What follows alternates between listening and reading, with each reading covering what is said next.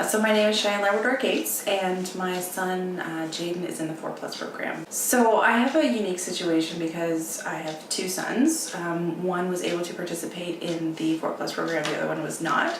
So I can really see the difference of what my younger son brings home versus what my older son brought home from daycare. So Jaden is able to teach his older brother the Mi'kmaq language, all of his body parts, lots of different things. The actual academics of it are very similar to daycare and 4+, but it's just that cultural piece that Jaden has learned over the past 6 months that has been the big difference. Oh, it is a huge impact. Jaden is, he teaches everybody his Mi'kmaq body parts.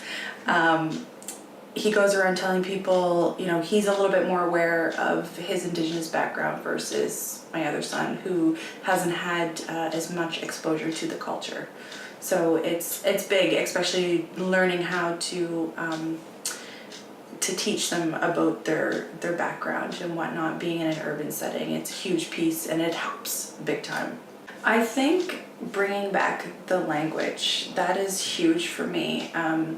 We have a couple nieces as well, and they're older, and they were putting Jaden to bed one night, and for him he was trying to stay up longer. So what he did is he was singing, I forget how the song goes, but he taught his 10-year-old cousin, all the body parts. So them coming out and performing this little song and dance, to the family, it was huge. And that's just it. It's I put it, showing the world and being proud of who he is, and him being able to embrace that is big. And I think it'll give him the background for when he grows older to participate more in the culture and be a part of that. So it is huge living in an urban setting and not having access to those cultural pieces that a lot are in the community. We have our community of our own here, so having access to those really strengthens his spirit, I think, and ours as a family, and knowing there is a place where we belong, and knowing where our family came from. It's huge, and I don't think that the mainstream education system could deliver that as well as education in the community can. I would love it if 4+ didn't end when they go to school. So next year in September, he'll be going to public school, and I wish that he would be able to continue to go to an Indigenous school where he could continue to learn about the culture and the language and the different ceremonies and things that he really will need to take a part in, or if he wants to take a part in, he can.